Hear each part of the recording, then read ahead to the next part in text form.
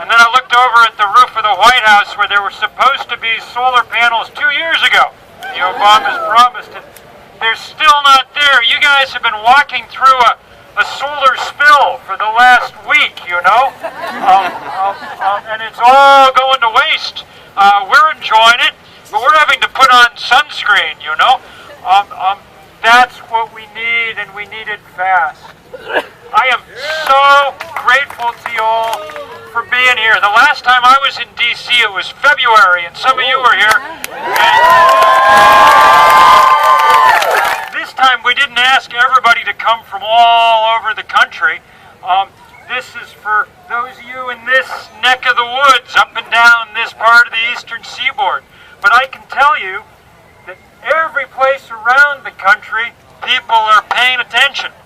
I wasn't walking with you much as I would have liked to have been, because I've been out around the country these last 10 or 12 days, place after place where people are doing the same kind of thing, and I just want you to know that it's happening everywhere. A week ago, today we were in the Straits of Mackinac, between Lake Huron and Lake Erie, where people are fighting a plan to put tar sands pipeline under the Great Lakes. The next night we were in Vancouver, Washington, right on the Oregon border, where they're trying to stop a huge oil port for tar sands oil, and they're trying to stop the coal ports out to the Pacific. And the next night after that was in Moab, Utah, where people are fighting the first big tar sands mine planned for the United States.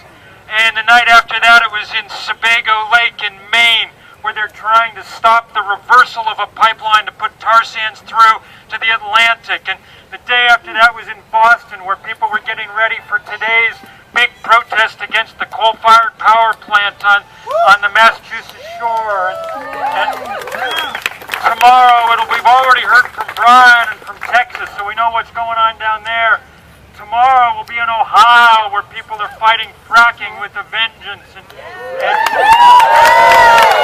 by week's end, this whole summer heat thing will conclude out in California, where we're going to be at the Chevron refinery in Richmond, California. A truly horrible insult to environmental justice in any way.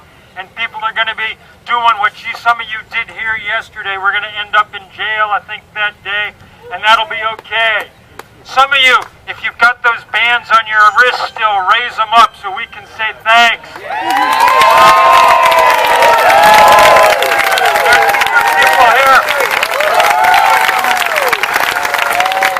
There's a few people here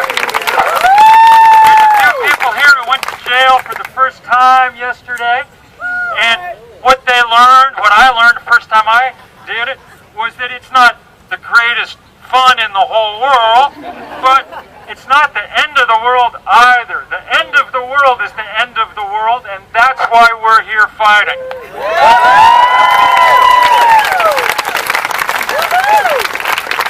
And fight we will. Fight we will. 2 years ago, when we were having the first demonstrations in this city about the Keystone Pipeline, everybody told us it was a waste of time and it was a done deal.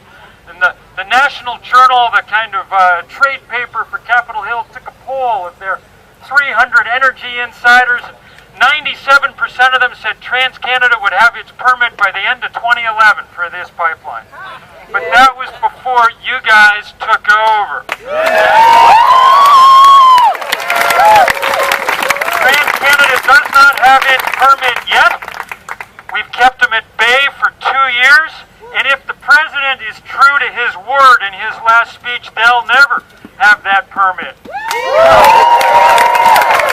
We're going to find out. We're going to find out what he's made of, because he made the right test. He said, if this thing increases carbon emissions, then I won't approve it. And if he in good faith follows that test, then there is no way that he can approve the Keystone Pipeline. If he wants to find some lawyerly, legalistic, hair-splitting way out, then we'll know that he's not committed in any serious way to the planet's future. It's going to be the most interesting and momentous decision about an environmental topic in a very long time, thanks to you all. And if it goes the right way, it will be a great celebration, because it'll be the first time that a world leader has ever ever said we're not going to do something because of its effect on the climate. And that would be a great opening. That would be a great opening. It would be a way to go to the other countries of the world and say, time for you guys now to come back to the table. Let's have these talks. Let's start again where Copenhagen left off in disaster.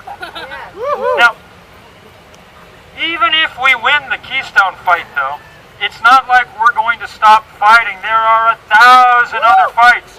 There are people today down in Texas watching pipeline be built across their land, and they need our help trying to slow that down and stop it. There are people everywhere who are facing these kind of challenges all the time, and it's why we don't just play defense.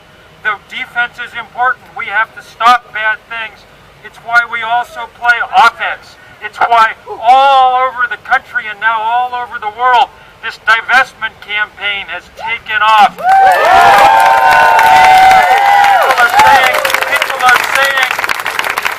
are saying, we understand that you are a rogue industry now, and that you stand between us and a future.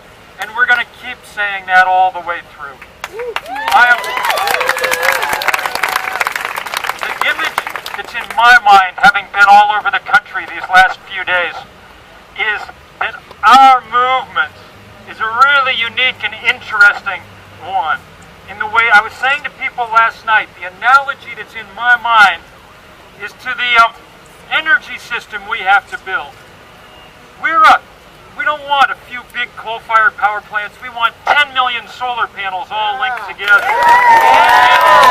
In the same way, we don't need a movement that's a few leaders or a few huge organizations. What we have all over the country and all over the world are thousands upon thousands of groups of people able to act in their communities, but who also understand that they're part of something global, that this fossil fuel resistance now has taken off and it will not stop. And that is, for me, the most exciting part. I said in February that all I'd ever wanted to see was a movement about climate change. And now we've seen it, and now it builds stronger and bigger with every passing day. I don't know for certain that we're going to win. The Arctic's already melted. We're in a world of trouble. But I know that we are going to fight, and that's all we can be called upon to do. As hard as